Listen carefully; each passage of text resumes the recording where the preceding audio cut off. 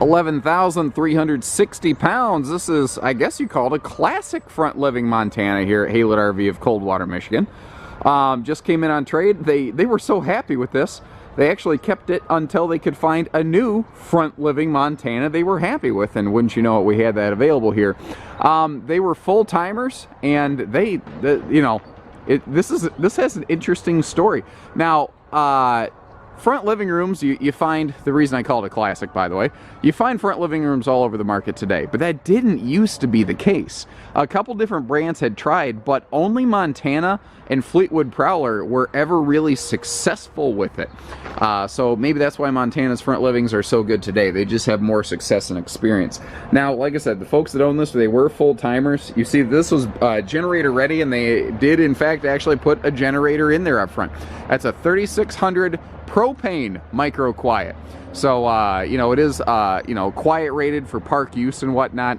And obviously, if you're going to be off the beaten path, it gives you full access anywhere. These folks being full-timers, they needed that. Now, Montana's built during this time period are renowned for having bad flaking decals. And this was no different from that. However, previous owners of this RV went through and had all new decals applied to it. Absolutely re-stickered it front to back, tip to tail, top to bottom.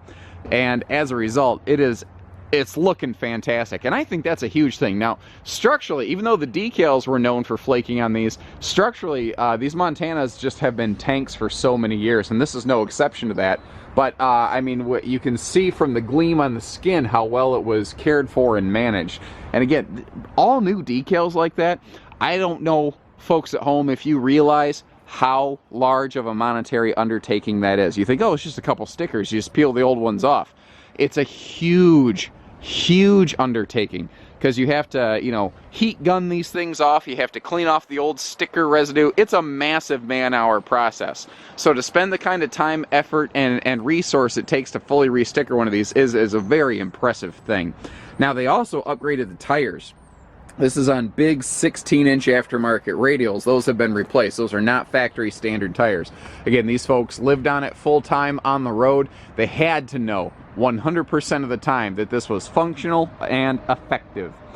Dual front and rear caps, that's something that you used to see on the Montanas a long time ago. It just, what it actually allowed them to do was kind of utilize that rear cap like an extension of the rear wall in a sense. Got some blinding light coming in. I've been all over the roof. I don't see any real problems up there. Obviously, anytime you're looking at something pre-owned, after a little bit, you're going to want to, start keeping an eye on your maintenance levels and whatnot. Now, we're parked right next to all these other new arrivals over here, so I can't really do a big walk around on this corner.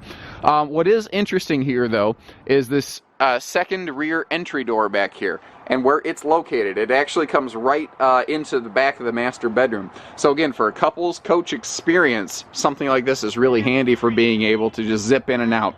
The other thing I like to point out is if you're not going to tow and go like the previous owners did, if you're going to be park friendly, there's nothing on the door side of this RV that stops you from doing something like putting a deck on it. Here in the Midwest, that's a big deal. Everybody and their brother likes to put a deck on them. But it is open and unobstructed here, so that if you do choose to do something like that, you're going to be aces. The inside has some interesting facets to it.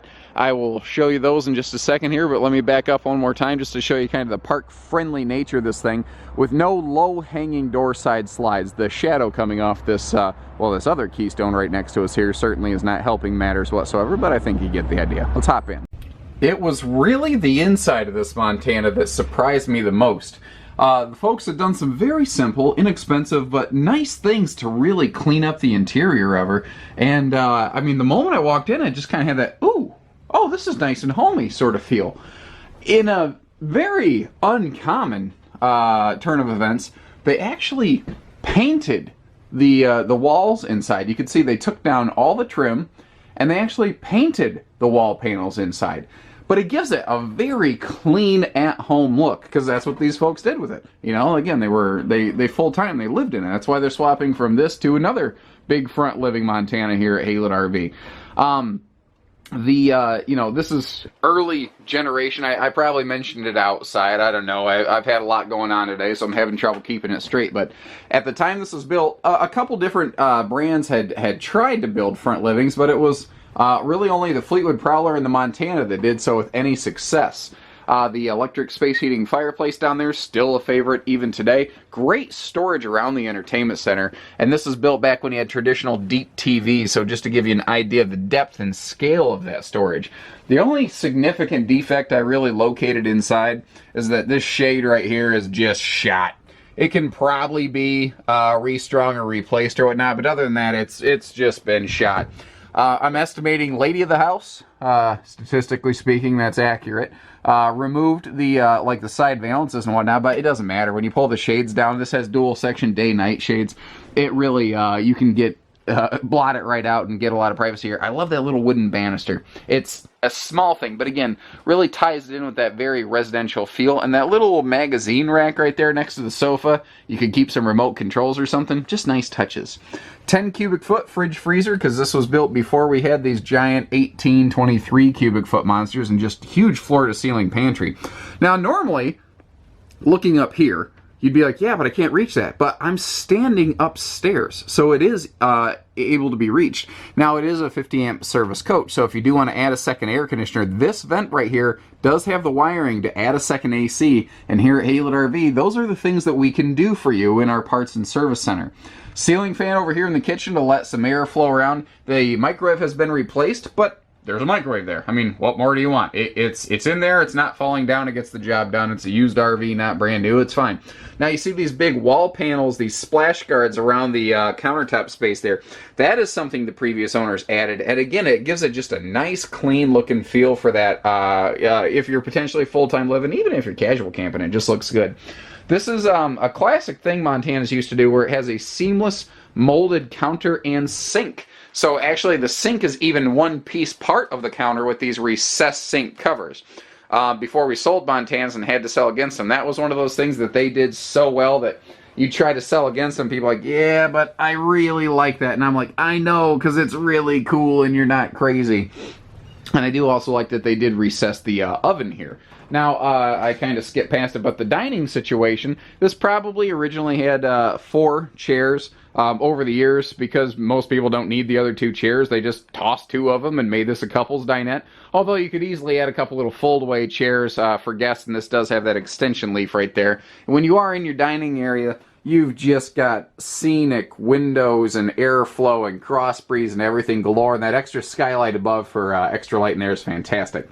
Now, this was built when what's called a split bath or open bath master suite was the dominant force in RV design. That's why this doesn't weigh 14, 13, 15,000 pounds, but a little closer to, what was 11.3 or something like that.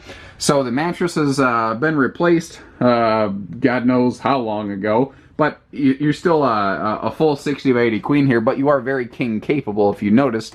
You've got this side stand over here. If you felt like sacrificing that, you could easily throw king in there. Little accent wall here in the bedroom. Again, folks went through and had painted everything, but really did a pretty good, clean job of it. I can't complain too awful much about that.